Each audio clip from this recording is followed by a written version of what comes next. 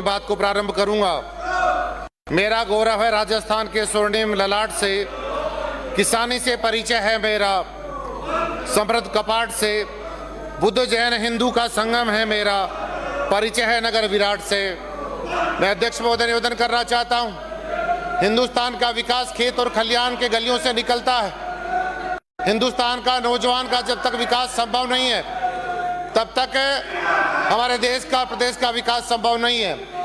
लेकिन मैं निवेदन करना चाहता हूं माननीय अध्यक्ष महोदय, जिस प्रकार से विपक्ष के द्वारा बार बार कहा जाता है कि राजस्थान में पर्ची की सरकार है, मैं जो पर्ची की सरकार का जिक्र हमेशा माननीय प्रदेश कांग्रेस कमेटी के अध्यक्ष बार बार जिक्र करना चाहते हैं, मैं कुछ नमूने आपके सामने रखूंगा।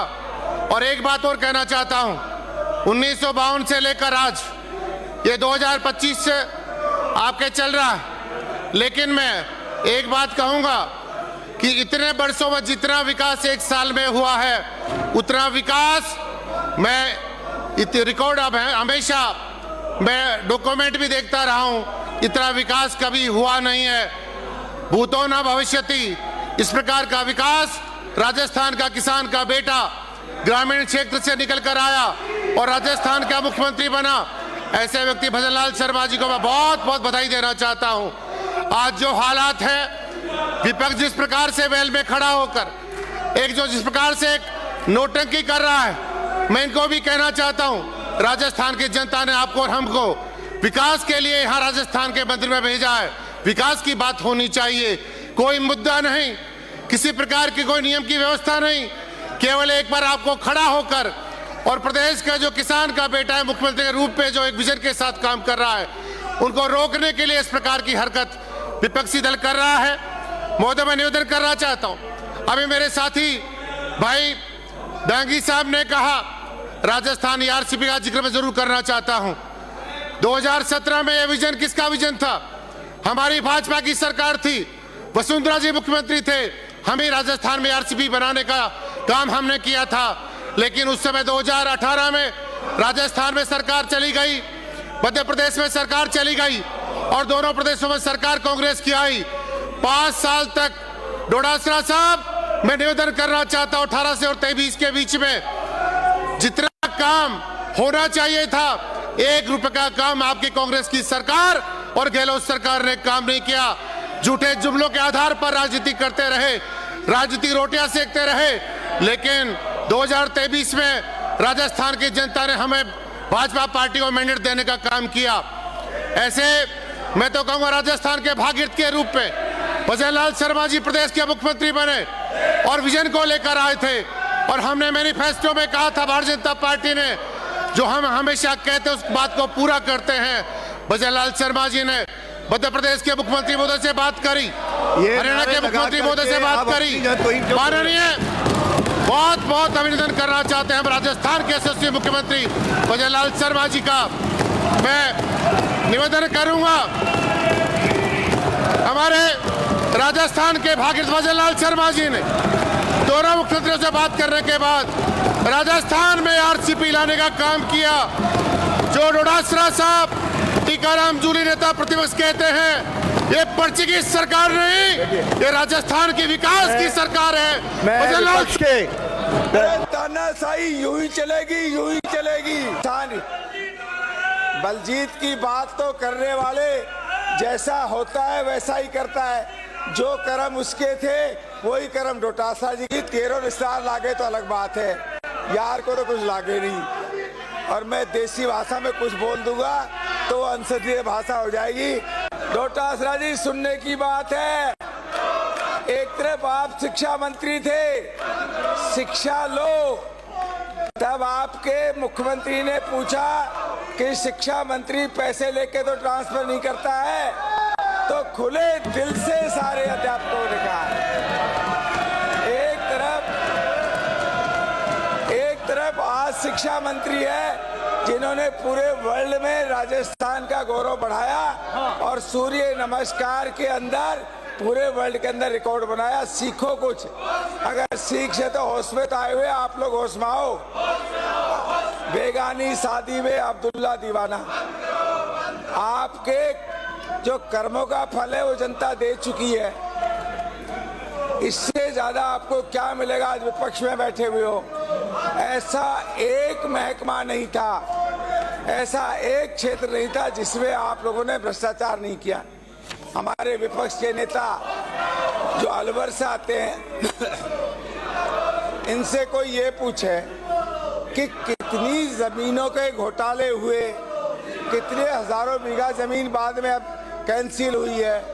शायद ऐसा कोई ढाणी गांव नहीं था जिसमें आपके घोटालों की गूंज नहीं थी। जी किसान के हित के अंदर किसान बलजीत की बात तो करने वाले जैसा होता है वैसा ही करता है। जो कर्म उसके थे वही कर्म डोटासरा जी करे, इसलिए उनको बहुत याद आता है। जैसा कर्म था वैसा ही। बलजीत की औकात नहीं और इनकी नहीं कि कुछ हमको कर जाए, पर ठीक चुना है।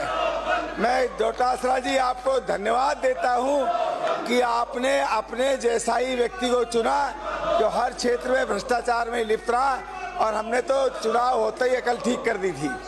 तो आपसे मेरा आग्रह है कि जिस भी जगह को चुनो, जिस भी महकमे को चुनो, उसी ने आपने बड़े बड़े घोटाले किए। आपके पेट दर्द होना तय है।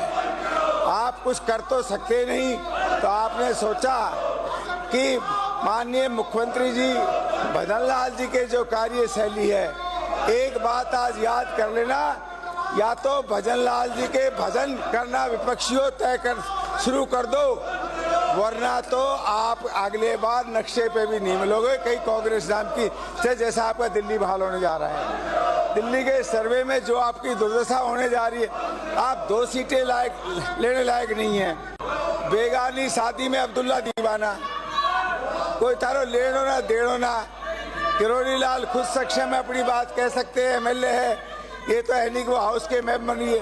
पर ये कहो साहब हमारे घोटाले खोलने से पहले इस्तीफा दो, तब तो कुछ जम जाए।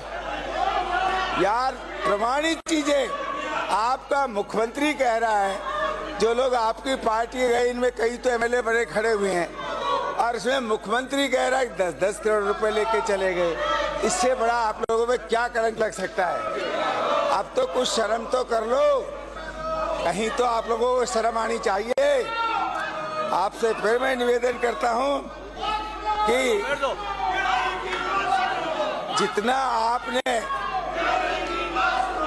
किरोड़ी की बात सुनेंगे, जब आप भ्रष्टाचारी लोग बैठ जाएंगे, कांग्रेस का ये भी नहीं पता लगेगा कि कहीं इस दुनिया में कांग्रेस है। कांग्रेस को ढूंढा भी नहीं मिलेगा। आप जो इस्तीफा कर रहे हो ना, सारी जमानत भी नहीं बचने वाली आ गई है। ढूंढते फिरोगे तुम, सारो ऐसा इस्तीफा हो जाएगा कि आगे आप किसी लायक ही नहीं बचोगे। इसलिए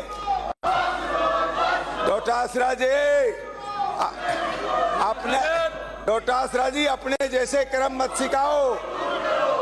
बोला साहब 5-6 सीटों में से सारी सीटें कांग्रेस की आएगी। ये तो एक गलती से जीत गए, नहीं तो थारी जमानत भी नहीं बची। इससे ज्यादा थारी दुर्गति क्या होगी? किरोड़ी की बात क्यों कर रहे हैं? ये डोटासरा जूली किरोड़ी की बात इसलिए कर रहे हैं कि कहीं किरोड़ी हमारी भी पोल ना खोल दे। नहीं, इनका क्या लेना देना? बीजेपी का सदस्य, बीजेपी का मंत्री, पार्टी अपना आप करेगी जो करेगी, थम कहां से बीच में आ गए? इसलिए कुछ तो शर्म कर लो, कुछ तो शर्म रखो। खाली चिल्लाने से इतनी ऐसी सरकार अगले धारीवाल जी इस बोलो इस बार तो भजन लाल का मतलब है माननीय अभी 20 माननीय सदस्य अपना भाषण जारी रखें। हमको कतई रिटायर कर देगा जब आगे की बात सोची जाएगी। जो आदमी दिन और रात जनता के हित में जी रहा है, जनता की सोच रहा है, जनता के लिए काम कर रहा है, नौजवानों के लिए काम कर रहा है, नौजवानों के भविष्य के लिए काम कर रहा है, किसानों के लिए काम कर रहा है, ऐसे व्यक्ति की इस्तीफा दो। ये थारा हमने कह दिया इस्तीफा दो। अरे थारे भ्रष्टाचारियों, कुछ तो शर्म कर लो, कुछ तो शर्म रखो। कहीं तो शर्म रखो, कुछ तो शर्म करो। सारी नसों, हर रग रग में थारा भ्रष्टाचार डूबा हुआ है। इसलिए बलजीत भाई बलजीत तेरो विस्तार लागे तो अलग बात है, यार को तो कुछ लागे नहीं। और मैं देसी भाषा में कुछ बोल दूंगा तो अंशजीय भाषा हो जाएगी। दो पहलू हैं हर क्षेत्र में इस आदमी ने, यार इससे मेरे ख्याल से जिंदगी में ऐसी बेशर्मी मैंने नहीं देखी कि जो पूरा मुख्यमंत्री के सामने कह कि शिक्षा मंत्री चोर है, इससे बड़ा सर्टिफिकेट नहीं मिल सकता। और मुख्यमंत्री जी चिल्ला चिल्ला के कह रहे सचिन, हर क्षेत्र में इस आदमी ने, यार इससे मेरे ख्याल से पूर्व मुख्यमंत्री जी चिल्ला चिल्ला के कह रहे सचिन पायलट एक पढ़ा लिखा व्यक्ति था और कह रहे 10-10 करोड़ में मेरे सारे एमएलए खरीद ले गया। इससे ज्यादा शर्म की बात क्या होगी आप लोगों के लिए? अरे तानाशाही यूं ही चलेगी, अर्थम यूं ही चिल्लाते रहोगे, यूं ही चिल्लाते। तुम्हें तो नजर आ रहा है सामने भजन लाल जी का खूब पैसा चढ़ गया तुम्हारे दिमाग में कि भजन लाल जी का खूब पैसा चढ़ गया थारे दिमाग में कि जो मुख्यमंत्री 10 महीने में इतना कर सकता है वो 5 साल में तो तुम्हें, इसलिए आपको 5 साल देखने को मिलेगा। और एक बात सुन लो, हम कह रहे हैं सरकार नहीं चलेगी, सरकार यूं ही चलेगी। और भजन लाल जी का डंडा, भजन लाल जी का राज तुमको ऐसा